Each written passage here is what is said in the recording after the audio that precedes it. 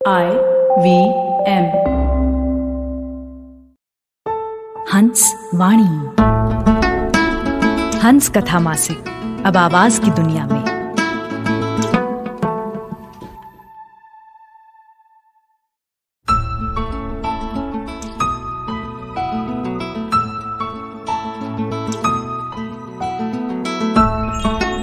आप सुन रहे हैं हंस वाणी।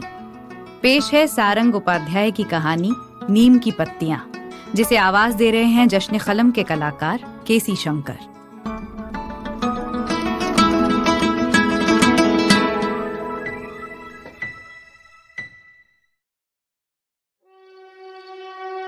रात गहरा गई थी।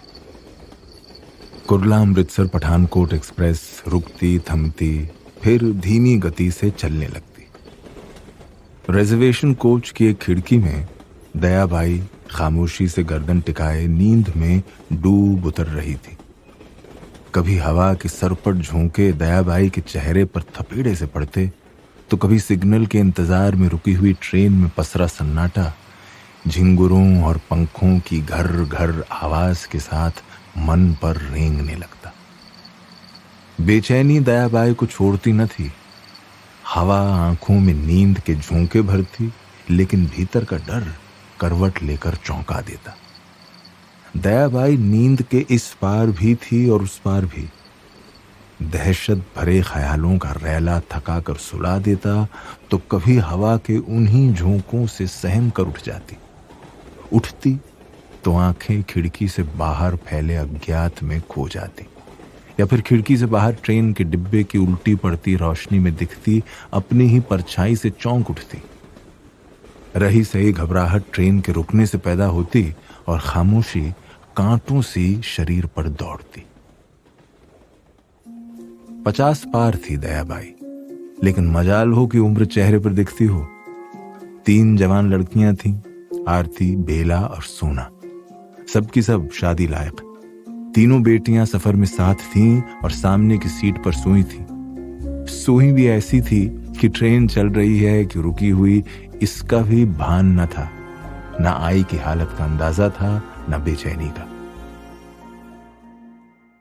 बेटियों की बेफिक्र नींद से दयाबाई को कभी सुकून मिलता तो कभी चिढ़कर बड़बड़ाती। देखो कैसी पड़ी हैं कुतरियां, कोई चिंता न डर, मां को बिठाकर मरने को पड़ी हैं यहां। 4 से 5 महीने बाद ट्रेन में सफर कर रही दयाबाई के लिए रिजर्वेशन कोच दहशत और डर की जेल बन गया था। पैर पसारती तो अच्छा लगता, फिर सहम जाती और घुटने मोड़ लेती। हर दम टीसी का डर दिल की धड़कन बढ़ा देता। फटी पड़ी आंखें 2 घड़ी बंद रहती, फिर खुल जाती। उबासियों से दिमाग भर जाता और नींद से आंखें डबडबा जाती थी, पर सो न पाती। दयाबाई 3 बेटियों के साथ जनरल टिकट लिए रिजर्वेशन डिब्बे में यात्रा करने का ख्याल आते ही घबरा रही थी। डर ऐसा था कि कभी हर आने जाने वाले को टीसी समझती, तो कभी लगता टीसी अब आया कि तब।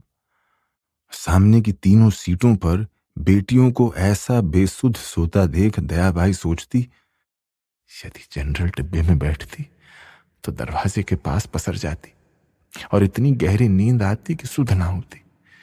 लेकिन ये रिजर्वेशन कोच में बैठना तो देवा हो देवा। उसे क्षण में विट्ठल याद आते और पल में गणपति। हालांकि दयाबाई को रिजर्वेशन कोच में थोड़ा सा सुख भी था। खुला खुला साफ सुथरा डिब्बा अच्छा लगता था। हर आदमी को बैठने की जगह, सोने की जगह, जिसके पास नहीं उसे बिठाने के लिए थोड़ी सी ज्यादा जगह। ट्रेन का सफर कम से कम ऐसा तो हो कि पैर हिला डुला पाएं और चल फिर पाएं।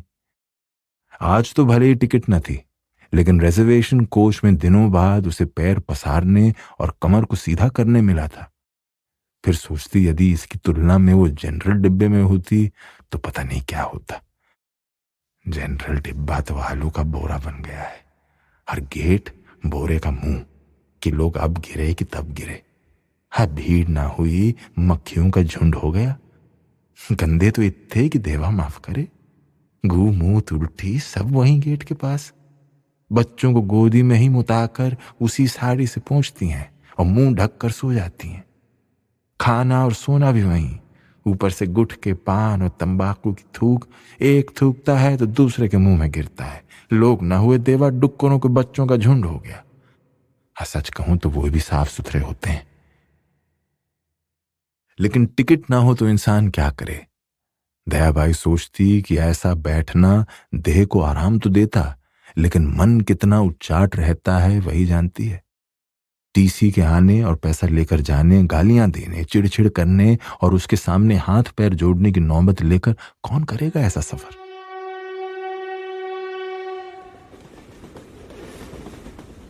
चूल्हे में जाए ऐसा सुख। डरी सहमी दयाबाई बस जैसे तैसे मुंबई आने का इंतजार कर रही थी। हर पल बेचैन थी। पटरियों की खटर पटर के साथ मन हदक रहा था। अजीब से बुरे बुरे ख्याल मन में जाते नहीं थे। मन जाने क्या क्या सोच रहा था।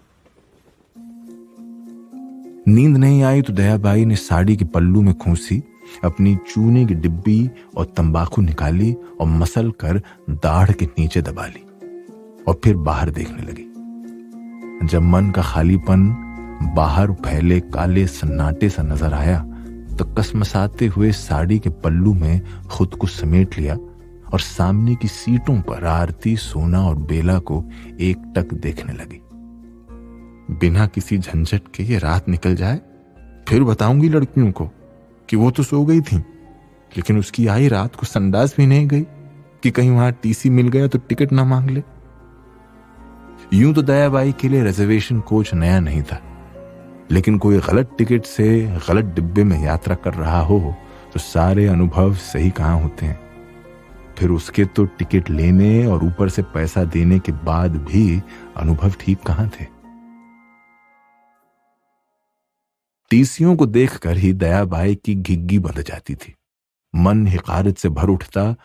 उन्हें देखते ही वो या तो रुक जाती या फिर आंखों से ओझल हो जाती। सामने से कोई टीसी गुजरता तो हाथी की तरह पहले उसे जाने देती। टीसी का जरा भरोसा नहीं था दयाबाई को। वो सबको नया मानती थी। उसे लगता था कि टीसी हर घड़ी में चेहरा बदल लेता था और आदमी के हिसाब से नया चेहरा पहन लेता था। दयाबाई के लिए रेल मंत्री से कम कहां था टीसी। जाने कौन सा नियम खड़ा करके किस घड़ी गाड़ी से नीचे फेंक दे।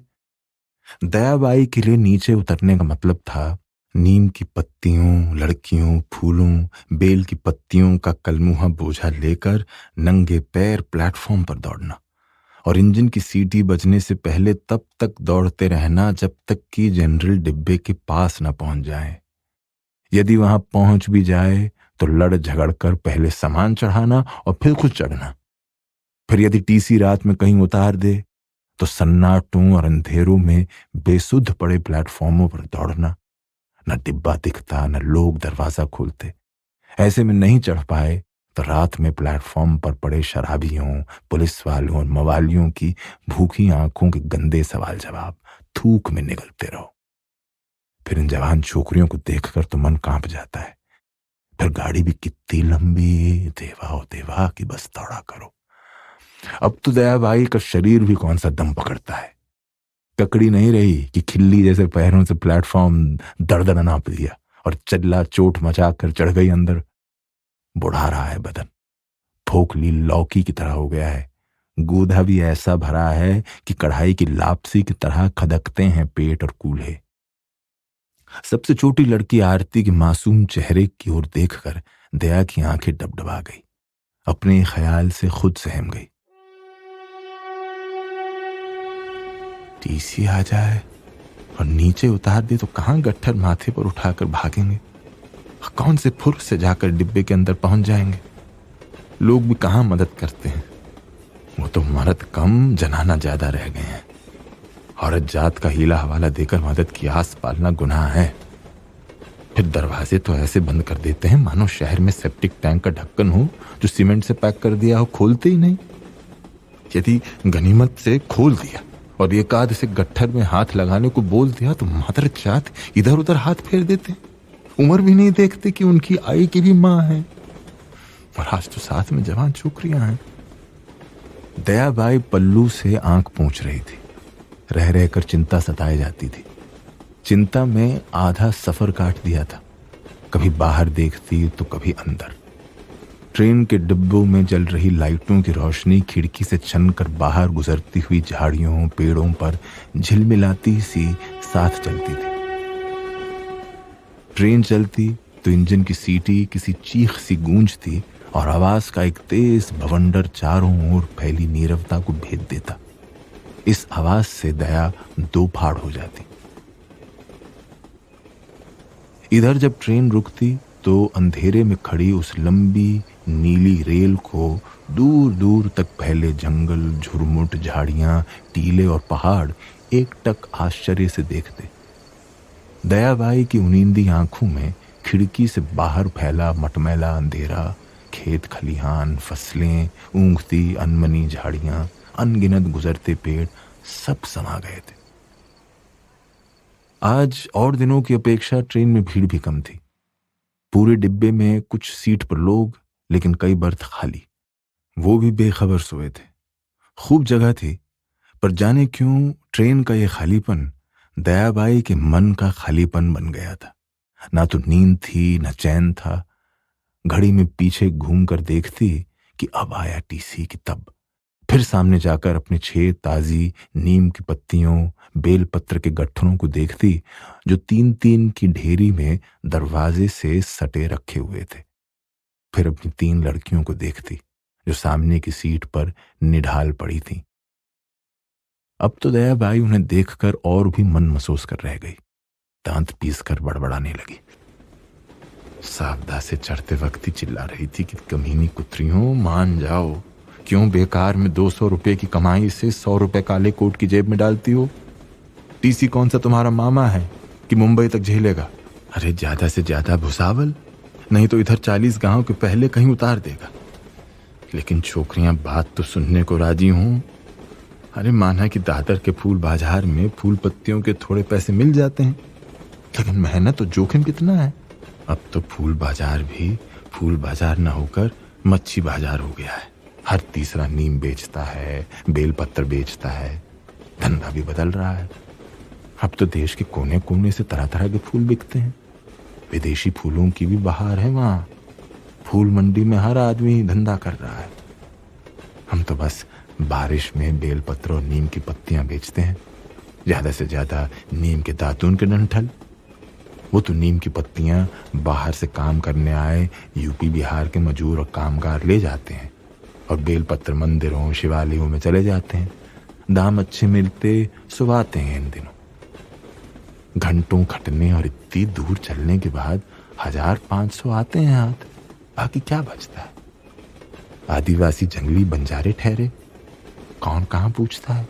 फिर ऊपर से पुलिस वालों को स्टेशन पर उतरते से 150 चढ़ाव 100 अलग। निगाहें भी देखो जवान लड़कियों पे ऐसी होती हैं हरामजादों की, मानो जन्म जिंदगी में कभी औरत देखी ना हो या घर में माँ बहन बीवी बेटी ना हो। लेकिन इन तीनों छोकरियों को कौन समझाए? सारी जवानी तो तीनों के पैरों में ही फूटी है कि जरा नहीं टिकते। कल भी मना करते करते देर शाम तक बरसात में पांव भिगाती नीम और बेल की पत्तियां और बेलपत्र तोड़ती रही। नहीं करते 6 गट्ठे हो ही गए। मैं तो सोना के साथ 2 गट्ठे लेकर आती, फटाफट बेच के निकल जाती। लेकिन मरी कुत्रियां छाती फट रही थी तीनों की 6 गट्ठे लाने को। अम्मा यहाँ डर के मारे आंख फोड़ रही है और ये पड़ी है रांडे बेसुध। अरे अपने समय तो बरसात में महीने में 2 चक्कर लग जाता, सो बहुत था। पर इन कुत्तियों को जाने क्या कीड़ा है कि 5-5, 6-6 चक्कर लगाती हैं, वो भी 2-2 हफ्तों में। जाने क्यों मर जाती हैं पैसों के लिए। 500 से 600 रुपए हाथ में आते हैं, बाकी खाना किराया। फिर मरे इन रेलवे वालों को क्या हो गया है कि अच्छी भली दादर जाने वाली गाड़ी का ठिकाना कुरला कर दिया। एक तो देर रात 3:30-4 तक पहुंचती है, ऊपर से सुबह होने तक वहां बैठो या फिर पहली लोकल पकड़कर दादर पहुंचो। खिड़की से बाहर अंधेरे में देखती दयाबाई एक जैसा सोचती और मन ही मन बड़बड़ाते जा रही थी। अब तक 3 बार तंबाकू मसल कर दबा चुकी थी। ट्रेन में भीड़ ही अच्छी रहती है, ये खाली ट्रेन तो भाएं भाएं करता सन्नाटा है देवा, जाने क्या निकल जाएगा। इधर रफ्तार से भागी जा रही ट्रेन की स्पीड कम हो गई थी और अचानक से ट्रेन रुक गई। दयाबाई का दिल धक से रह गया। अरे अब क्या हो गया ट्रेन महारानी? बाहर दूर दूर तक सन्नाटा फैला हुआ था। खिड़की से झांकती दयाबाई को बाहर केवल पेड़ों के झुंड और झुरमुट दिखाई पड़ रहे थे। झिंगुरों की आवाज से गाड़ी के अंदर का सन्नाटा उसके बदन पर सांप बनकर लौटने लगा। पंखों की घर घर आवाज उसके दिमाग में तूफान मचाई थी। तभी डिब्बे में एक बच्चे के रोने की आवाज से वो एकाएक चौंक गई। ऐसा लगा मानो किसी ने बदन पर चींटियां छोड़ दी हों। उसने फिर तंबाकू मसली और मुंह में दबाई। जी और घबराने लगा कि कहीं टीसी आ गया तो। घबराई दयाबाई ने कांपते हाथ से ब्लाउज में दबे छोटे से बटुए को टटोलकर थोड़ा सा बाहर खींचा, आधी चेन खोली और लाइट की मध्यम अधकचरी पीली रोशनी में आंख गड़ाकर 500 का नोट देखकर गहरी सांस ली। फिर बटुए को अंदर खिसकाकर छाती पर हाथ रखते हुए आंख मूंद कर बोली, ये नोट भी गिला रे मेरे देवा। आजकल टीसियों के अलावा तो कोर्ट वाले भी चलते हैं। बेटिकट होने पर जेल ही होती है सीधे। पैसे जाते हैं, जुर्माना होता है सो अलग। ऊपर से यदि बहस की तो हरामी मेलिया पैसा लेकर बोझा नीचे फेंक कर उतार देगा तो मुसीबत। दयाबाई का दिल दिमाग बाएं बाएं कर रहा था। सोचा उठकर अब तीनों लड़कियों को ही उठाती हूं। कम से कम उल जुलूल सोचकर भेजे का गुड़ गोबर क्यों करना। बातें करेंगी तो अच्छा सफर कटेगा। ये सोचकर उठने लगी कि फिर खुद में सिमट गई। मन नहीं माना। सोचा ट्रेन जब चलेगी तभी उठाएगी। रुकी हुई ट्रेन में उसकी जान हलक को आती थी। ऊपर से यह हरामजादी गाड़ी तो हर जगह ठहरती चल रही थी। उसने बाहर झांक कर देखा, इक्का दुक्का लोग बाहर आ गए थे। ट्रेन को सिग्नल नहीं मिल रहा था। तभी सामने बाथरूम के पास खड़ा होकर एक आदमी चिल्लाया, ए काय तुमच्या मायला कोणाचा आहे ये नीमचा बोझा? उसने नीम के गट्ठर को एक लात मारी। शायद वो रुकी ट्रेन से बाहर जाना चाहता था। फिर दूसरे दरवाजे से उतर गया। दयाबाई को लगा वो लात उसके पेट पर पड़ी। उसके मुंह से आन निकलती, लेकिन उसके हाथ घबरा कर कंपकपाने लगे। लेकिन वो चुप रही। कुछ भी बोलना ठीक न होता। उसके मन में टीसी के काले कोट का स्याह रंग उतरकर आंखों में फैल रहा था और उसे हर आदमी टीसी की तरह ही दिखाई देता था। वो कुछ न बोली, बस पैरों पर पड़ी शॉल को उठाकर साड़ी के ऊपर भी लपेट लिया और मुंह अंदर डालकर अपनी ही गर्म सांसें सुनने लगी। ऐसा लगा जैसे अपनी झोपड़ी में प्रवेश कर लिया हो।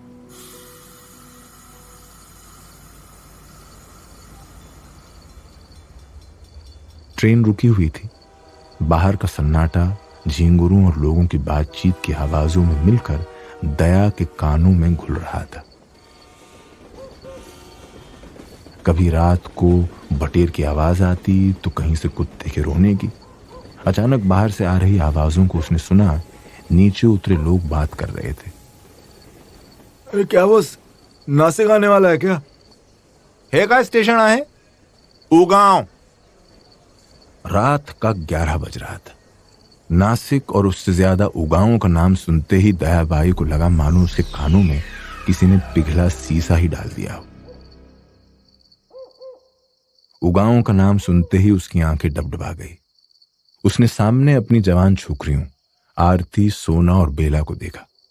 फिर आंसुओं से भीगी आंखें बंद की और आंखें बंद करते ही सामने जीनत, रोजा, नसीबा खाला के चेहरे घूम आए और रोती हुई वही 20 साल पुरानी जवान दया नजरों के सामने घूम गई। उसकी आई रुकमा का चेहरा सामने आ गया। उसने आंखें खोलकर बाहर देखा। दूर से एक मोबाइल टावर की रोशनी चमक रही थी। उसे याद आया, यहीं इसी स्टेशन पर गाड़ी रुकी थी। यही ट्रेन थी, दादर अमृतसर। वो अपनी आई रुकमा और नसीबा खाला की बेटियों जीनत और रोजा के साथ नीम के गट्ठर लिए बंबई जा रही थी।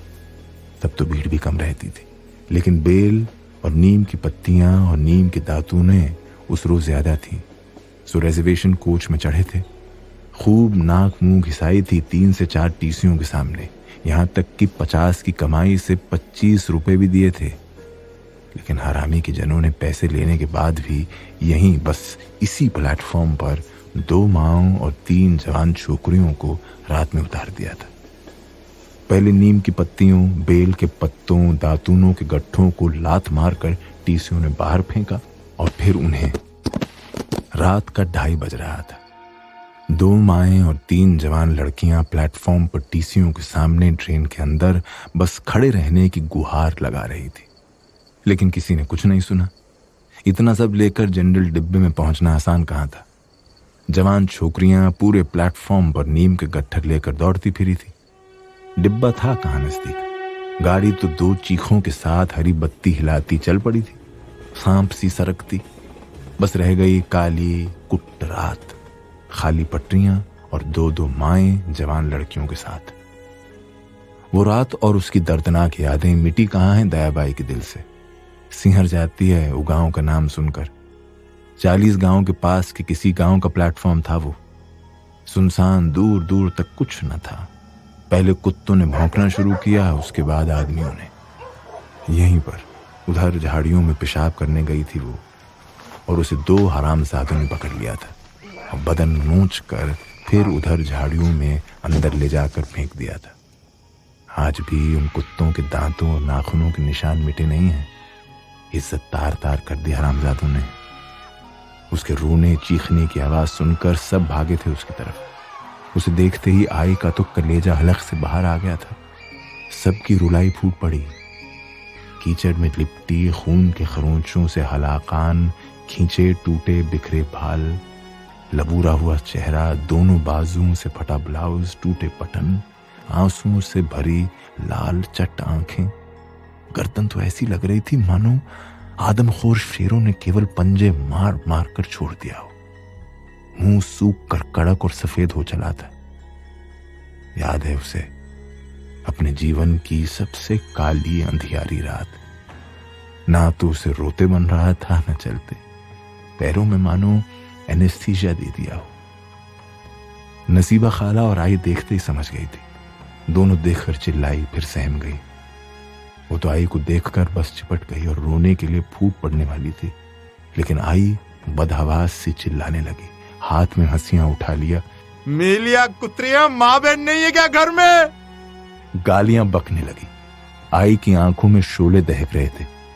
यदि वे हरामजादे वहां होते तो आई उन्हें काट देती। देर तक चिल्लाती रही थी, चीखती रही थी, लेकिन उसे इस तरह चिल्लाता देख नसीबा खाला ने उसके मुंह को कसकर दबा दिया कि चिल्लाना मत। किसी ने सुना तो पुलिस वाले हड्डी देखकर लपकने वाले कुत्तों की तरह झपट पड़ेंगे और झमेले में फंसेंगे सो अलग।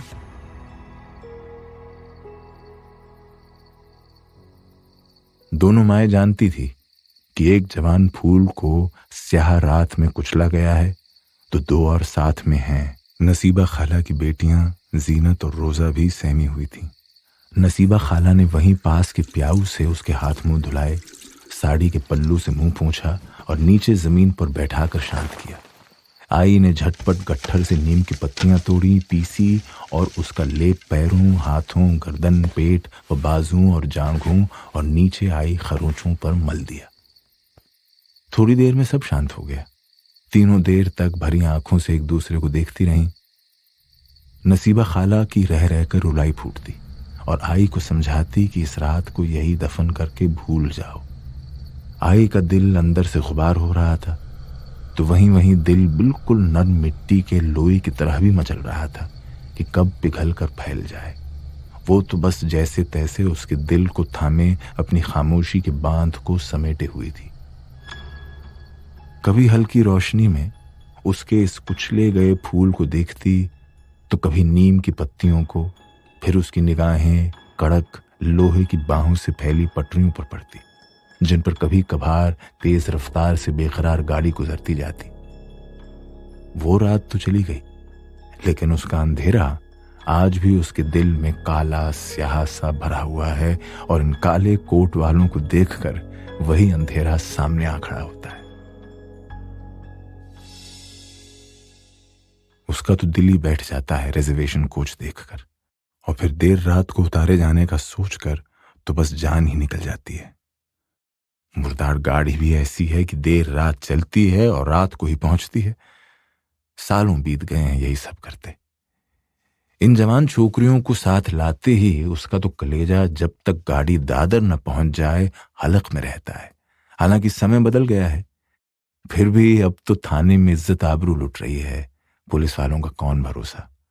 फिर देर रात, वो भी मुंबई शहर, जब तक सुबह ना हो और लौटती गाड़ी में न बैठ जाएं, ऐसा लगता है अंगारों पे चल रही हैं। इतना सब सोचते सोचते दयाबाई का दिमाग थक गया था। कब आंख लग गई पता ही नहीं चला। ट्रेन फिर वही रफ्तार पकड़ चुकी थी। दया का सुकून से आधे से ज्यादा सफर कट चुका था। रात के अंधेरे में सीट पर बुढ़ाता, झुर्रियों भरा चेहरा खिड़की की ठंडी सलाखों पर ढलकर खुली चपट आंखों से बड़ी बड़ी बिल्डिंगों के बीच से गुजर रहा था। सुबह का 4:30 बज रहा था। उसने आसपास देखा, डिब्बे में चहल पहल थी, पर अब तक कोई टीसी नहीं आया था। यात्री अपना सामान बांध रहे थे। खिड़की से बाहर खेत खलिहान सब गायब थे। इगतपुरी की ठंडी हवाएं जा चुकी थीं। बस थी तो बड़ी बड़ी आसमान छूती बिल्डिंगें और मुंबई के कई स्टेशन जो रात के अंधेरे में सोए अलसाए पड़े थे। गाड़ी दादर पहुंचने वाली थी। तभी वो घबरा कर उठी और उसने बाहर दरवाजे की तरफ देखा, जहां मुंह धोकर, मांग निकाल कर, चोटी बनाकर उसकी तीनों छोकरियां आरती, सोना और बेला नीम की पत्तियों के गट्ठनों को दरवाजे से साइड लगाकर खड़ी थीं। आई, आई, अरे लौकर ये कुर्ला आला। सोना ने आवाज लगाई। दयाबाई सहमी सी साड़ी और शॉल समेटती नीचे उतरी। उसके पीछे दूसरे यात्री थे। सोना, बेला और आरती ने बारी बारी से 6 नीम के गट्ठे प्लेटफॉर्म पर चलती गाड़ी से फेंकना शुरू किए। जल्दी ही गाड़ी पूरी तरह रुक चुकी थी। गाड़ी का आखिरी स्टॉप यही था। आरती, सोना और बेला नीम के 2-2 गट्ठर उठाकर तेजी से आगे चल पड़ी। तीनों पीछे नीम की पत्तियां उठाए आ रही औरतों की लंबी लाइन में आगे चल रही थीं। सामने नाइट ड्यूटी में खड़ा पुलिस वाला उनसे 50-50 रुपए ले रहा था। आरती ने भी मुट्ठी में बंधा 100 का नोट पुलिस वाले को दिया और उसके पीछे चलती सोना, बेला और दया आगे बढ़ गई। लेकिन सामने अब टीसी, टिकट कलेक्टर था। दया भाई बेटियों के साथ दौड़े जा रही थी। लापसी सा फुदकता शरीर इस समय गाजर सा हो गया था। वो डरी हुई थी। काले कोट को देखकर उसकी काटो तो खून नहीं की हालत हो गई थी। वो घबराई हुई थी और उसका ध्यान बार बार कमर में साड़ी से बंधे बटुए में रखे 500 के नोट की ओर जाता था। वो कंपकपाती सी शॉल समेटती आरती के साथ लाइन में आगे आ गई और बटुए से 500 का नोट निकालकर टीसी के आगे बढ़ा दिया। 500 का नोट देखकर टीसी ने केवल इतना कहा, ये आ इधर, आ साइड में। इतना सुनते ही दयाबाई की आंखों में आंसू आ गए। लेकिन आरती चुप थी। उसने सिर से नीम का गट्ठर नीचे रखा और आई के हाथ में रखे उसी बटुए की दूसरी चेन खोलकर एक बड़ा सा रिजर्वेशन टिकट निकालकर टीसी के हाथ में रख दिया, जिसे टीसी देर तक देखता रहा और साइन मारकर आरती के हाथ में दे दिया। दया अब तीनों जवान छोकरियों के साथ कुर्ला टर्मिनस के बाहर थी, जहां ब्रिज के किनारे नीम के गट्ठर रखकर सोना, बेला और आरती चाय पी रही थीं और आई पर हंसे जा रही थी। लेकिन दया भाई मौन और सहमी हुई थी। उसने नीम के गट्ठर से नीम की 3 बड़ी सी भरी पूरी पत्तियां तोड़ी और मुंह में रखकर चबा ली, जो उसे मीठी लग रही थी।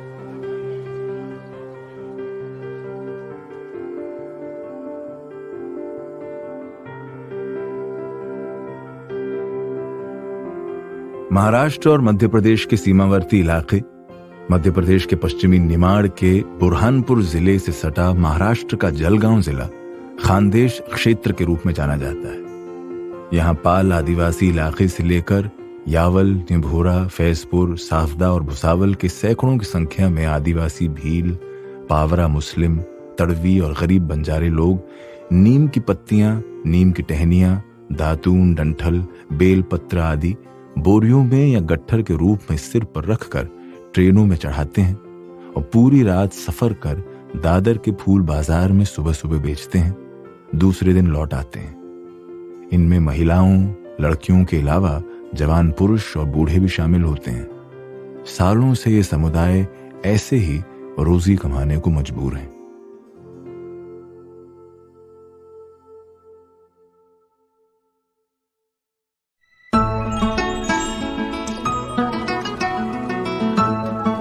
आपने सुनी जश्न कलम के कलाकार केसी शंकर की आवाज में सारंग उपाध्याय की कहानी नीम की पत्तियां। ये कहानी हंस कथा मासिक के जून 2021 अंक में प्रकाशित हुई थी। सुनिए हंस वाणी को hanshindiMagazine.in पर या IVM पॉडकास्ट ऐप और वेबसाइट पर या फिर अन्य पॉडकास्ट ऐप्स पर। आशा है इस नए सफर में हमें आपका प्यार और साथ मिलेगा।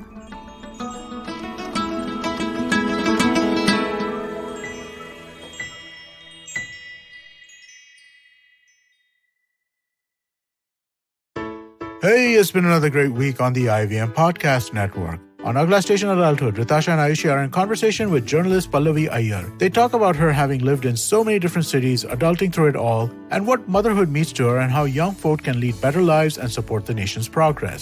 On Smarter with Sid, Siddharth asks if energy management is just a better way of time management. Tune in to find out if this is practical and possible. On Khel Niti, Rajiv Mishra, Ayaz Memon and Sabah Karim talk about Team India's elimination from the T20 World Cup, Pakistan's new team and New Zealand stepping into the semi-finals. On Smile India, Shifa discusses a Kolkata-based NGO that's trying to help single-screen cinema survive. And on Hans Vani, hear the story Mere Liye Ek Minute and find out why a depressed man mourns his own death by observing silence for a whole minute. Do follow us on social media. We're IVM Podcast on Twitter, Facebook, Instagram, and LinkedIn. And do follow us on YouTube. We have a number of different channels. You can find them on ivmpodcast.com/YouTube, where you'll be able to take a look at all of the channels we have. And finally, we'd like to thank our sponsors this week: Cred, Bank of Baroda, Quarter, CoinSwitch, Kuber, Slay Coffee, Intel, and Oxfam India. Thank you so much. You make this possible. आजकल लोग positive शब्द से ही डरते हैं, पर यकीन मानो Covid के आगे भी दुनिया है जहां पॉजिटिव और सही चीजें जरूरी है। और हमारे देश में जहां-जहां ऐसे काम होते हैं, स्माइल इंडिया मौजूद है। यही समाचार तो ढूंढ कर लाती हूँ मैं, शिफा माइत्रा, आपके लिए हर गुरुवार। स्माइल इंडिया आप सुन सकते हो हिंदी और अंग्रेजी में IVM के ऐप पे, वेबसाइट पे या जहां कहीं से भी आप पॉडकास्ट सुनते हो।